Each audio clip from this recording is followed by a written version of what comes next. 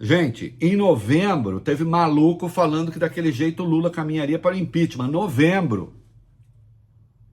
O Lula tinha ganhado a eleição fazia menos de um mês. Porque as contas entrariam em desequilíbrio. E nós sabemos que não aconteceu. Então, como eu costumo brincar no meu programa de rádio, é da coisa, a bola de cristal dessa gente estava queimada. Eu sempre afirmo que a imprensa brasileira hoje está cheia de Cassandras às avessas. Por que isso? A Cassandra da mitologia, coitada, o Apolo se engraçou com ela, né? E ela não quis saber do Apolo. O Apolo ficou bravo. Disse, não quer saber? E aí deu a ela o dom da profecia, mas ao mesmo tempo uma desgraça. Ninguém acreditaria.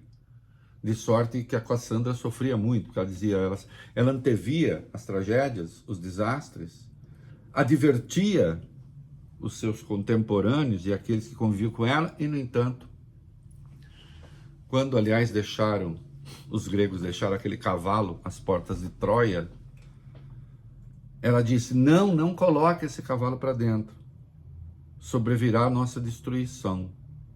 Ninguém acreditou nela e meteram o cavalo para dentro. E o resto, a mitologia nos conta, né? Porque afinal de contas a Ilíada do Homero também é uma pegada mítica, não é isso? E Ílion foi destruída, Troia. Daí Ilíada. As nossas Cassandras, elas são o contrário por quê? Porque elas erram tudo. Elas erram tudo, especialmente aqueles que dedicados ao jornalismo econômico. E um monte de gente acredita. Porque, na verdade, viraram porta-vozes de um setor do mercado financeiro. Nem é do mercado financeiro como um todo, não é dos bancos. Especialmente dos assets, essa gestão de grandes fortunas e tal. Essa gente tem entrada na imprensa. Dita a opinião na imprensa. Estabeleceu-se ali um consenso. Não há contradição. Não há contradita. E quando há, ainda assim, é uma coisa marginal. É só para a pessoa levar umas pancadas depois. E se previu o caos. E o caos não veio. Porque as Cassandras, as avessas, erram a diferença da Cassandra original. Entendem?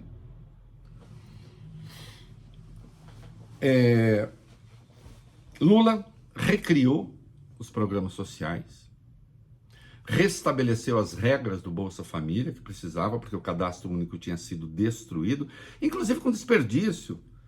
Multiplicaram-se as famílias de uma pessoa só. Claramente havia ali um pedaço de fraude no Bolsa Família. Tiraram-se as exigências relativas à educação, que foram restabelecidas. Isso era fundamental. Minha Casa Minha Vida, dos 36 milhões no orçamento, 9,5 bilhões. Tanto é que talvez não seja executado tudo, porque é difícil. Eu preciso fazer convênio com municípios, com estados. Eu preciso achar os terrenos. Retomada do Mais Médicos, do Farmácia Popular, do Programa de Aquisição de Alimentos, que é importantíssimo no combate à fome e também para estabelecer o liame com a agricultura familiar. E aí uma outra crítica na imprensa vesga, absurda, cruel até, a saber, são programas velhos. Lula não tem uma marca, são programas velhos. Programas velhos? Ainda que programas pré-existentes fossem, porque existiam, a sua retomada é fundamental para dar qualidade de vida para os pobres. O que há? Agora nós vamos ficar em cima desse negócio? Se o programa for novo, a gente aplaude. Se for o Bolsa Família, o Bolsa Família eu já conheço. O Minha Casa Minha Vida eu já conheço. Ah, mas médicos eu já conheço. E a verminose das crianças barrigudas, você conhece sem médico? E essa, você conhece? E conhece a realidade daqueles que moram nos morros e quando chove vai tudo abaixo? Essa você conhece?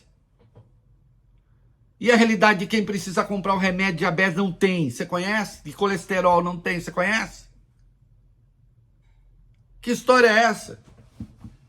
Uma crítica imoral. Tem gente que fala assim, ah, mas você ficar zangado não pode falar mal do governo Lula? Pode falar mal do governo Lula quando errar.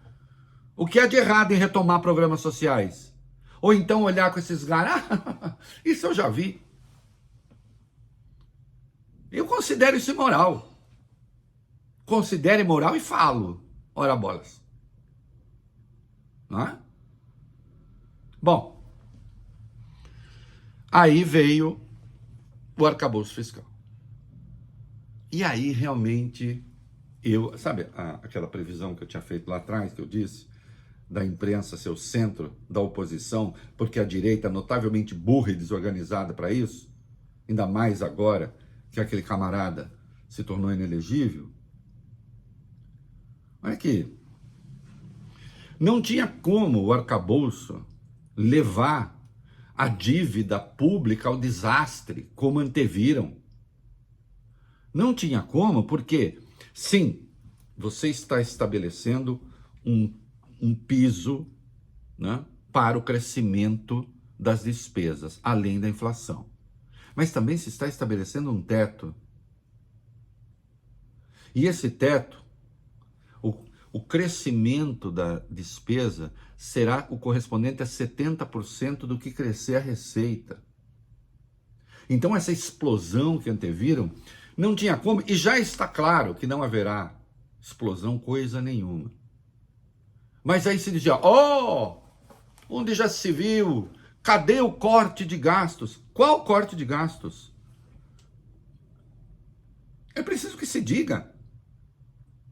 Eu acho curioso quando esses críticos, esses analistas, supostamente liberais, porque liberais não são reacionários mesmo. É gente reacionária, é gente que não tem muita intimidade com o pobre. Aliás, não tem nenhuma. E nem preocupação. Quer cortar onde? Quer cortar o quê? Quando a gente fala em corte, nós vamos falar também em corte do judiciário, qual? Corte do legislativo, qual? Corte no executivo em quê? Saúde? Educação? Ah, não, vamos fazer uma reforma administrativa. Existe uma reforma administrativa que consiga cortar gasto suficiente, pelo menos na perspectiva que essa gente queria? Não, papo furado, conversa mole. Antevir um desastre, também nesse caso, que ficou claro ser falso. Mas está dependendo demais de receitas. O governo foi demonstrando, aliás, e obtendo vitórias na justiça, evidenciando, ainda falta uma do CARF, evidenciando que você tinha uma barbaridade de elisão fiscal. Incentivo concedido para ICMS nos estados, pegava o incentivo, não investia, mandava o dinheiro para o caixa e ainda praticava nova elisão fiscal depois de impostos federais. Um absurdo.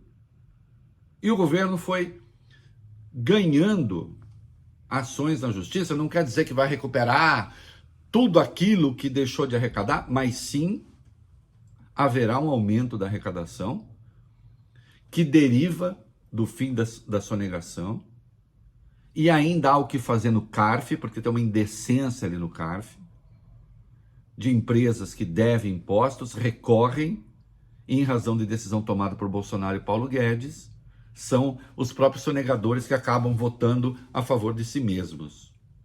60 bilhões se perdem nessa brincadeira. Tem muita coisa a fazer aí. Mas ficou claro que o arcabouço fiscal é bom, que o arcabouço fiscal nos coloca na trilha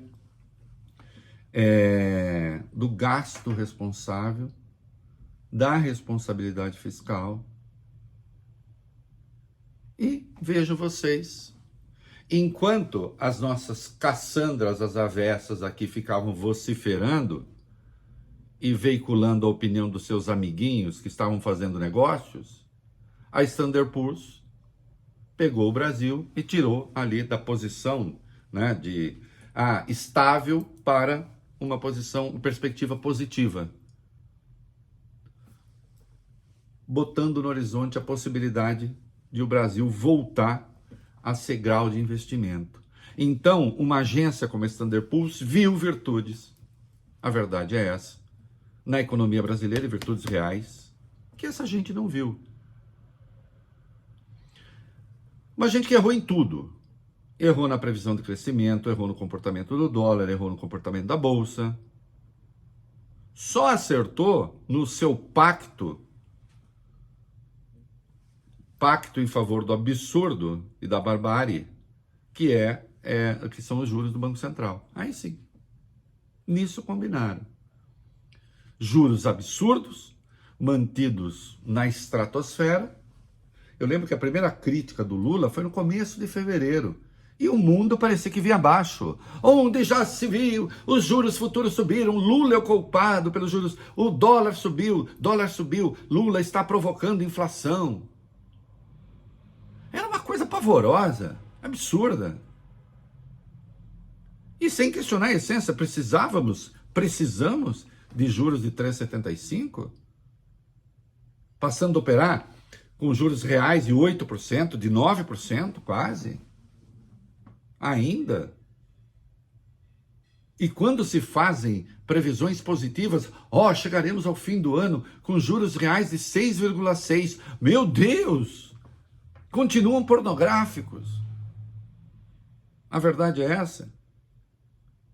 Mas também aí, o governo logrou uma mudança importante, conseguiu, nesse sentido que eu estou usando o verbo, conseguiu uma vitória importante, que foi a mudança do modo de se calcular a meta da inflação. Vejam, com muita habilidade se manteve a meta de 3% para 2026, mas já em 2025 você começa a verificar períodos mais longos, não é mais um ano calendário. Porque você consegue abrigar choques, desconsiderar determinadas variáveis que impactam na inflação para baixo ou para cima. Então, uma perspectiva de mais longo prazo. Como faz o resto do mundo? Sabe quem tem meta de inflação anual no Brasil? No mundo? O Brasil, a Tailândia e a Turquia. Os Estados Unidos não. A União Europeia não. O Reino Unido não. O Japão não. O mundo não. E aí vem o Roberto Campos, não, é claro que realmente esse modo de calcular a meta é melhor. Puxa vida, debate que poderia ter sido lançado há mais tempo. Mas o Lula precisa ficar criticando a taxa de juros? Precisa. Precisa por quê? A palavra do BC é Deus revelado? Hein? Mais um BC que errou, né? Nós vimos isso. A crítica do Lula de fevereiro. Nós chegamos a esse mês de junho com um vexame do Banco Central, lamento. Houve. Mantiveram a taxa de juros, o que é injustificável de novo, e fizeram um comunicado ainda meio mal criado na linha. Vai cair na próxima reunião em agosto? Não sei. Não sei.